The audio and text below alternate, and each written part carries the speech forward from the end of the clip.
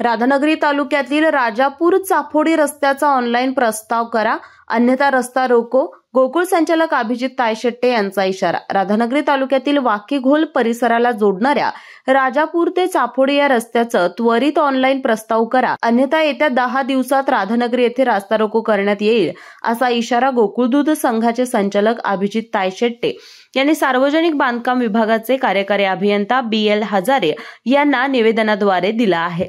Doctor DY Patil polytechnic Kasaba Bawada Kolhapur शासनाच्या सर्व प्रकारच्या स्कॉलरशिप्स उपलब्ध.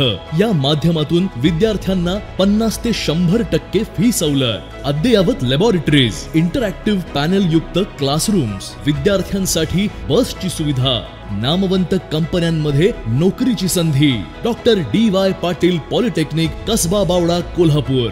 तालुक्याच्या कामासाठी किंवा बाजारपेठेत जाण्यासाठी लोकांना जवळजवळ 60 किलोमीटरचा कडगाव, गारगोटी, मुदाळतिट्टा असा वळसा घालून राधानगरीला यावं लागतं. हे तालुक्याच्या दृष्टीने खेदजनक बाब आहे.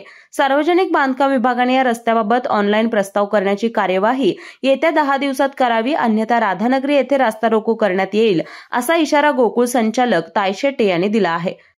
राधानगरी तालुक्यातील वाकीघोल हा 3 ग्रामपंचायती आणि 10-12 वाड्या असणारा परिसर आहे आणि या परिसराला राधानगरी तालुक्याच्या ठिकाणी मुख्यालयाला येण्यासाठी जवळचे 20 किलोमीटर अंतराचा रस्ता अस्तित्वात असताना त्यांना तो पक्का नसल्यामुळं त्यांना कडगाव, गारगोटी, मुदाळतिट्टा असा 60 ते 70 किलोमीटरचा प्रवास करून राधानगरीच्या बाजारपेठेत किंवा राधानगरीच्या तहसीलदार ऑफिस किंवा शासकीय कामासाठी यावं लागते आणि ही अत्यंत दुर्दैवाने चुकीची बाब आहे. त्यामुळं आम्ही ह्या रस्त्याचा गेली कित्येक वर्ष आम्ही पाठपुरावा करतोय की फॉरेस्टमधले जी रस्त्याचं काम आहे तो सार्वजनिक बांधकाम विभागानं त्याची परवानगी घ्यावी आणि तो रस्ता पक्का करावा.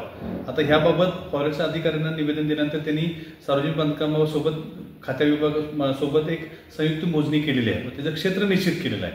आता याबाबत सार्वजनिक बांधकाम विभागानं ऑनलाईन प्रस्ताव करून पुढची प्रक्रिया करणं गरजेचं असताना सार्वजनिक बांधकाम विभागाकडनं हा प्रस्ताव तसाच प्रलंबित राहिलेला आहे आणि काल आम्ही त्याबद्दल सार्वजनिक बांधकाम विभागाच्या अधिकाऱ्यांना निवेदन दिलेलं आहे की येत्या 10 दिवसात त्यांनी तो ऑनलाईन प्रस्ताव फॉरेस्टकडे द्यावा आणि त्यांनी दिला नाही तर आम्ही राधानगरी येथे रास्ता रोको आंदोलन यासाठी करणार आहोत. KK न्यूज साठी राधानगरीहून मिलिंद कांबळे. अशाच नवनवीन अपडेट पाहण्यासाठी आमच्या KK न्यूज चॅनेलला सबस्क्राईब करा.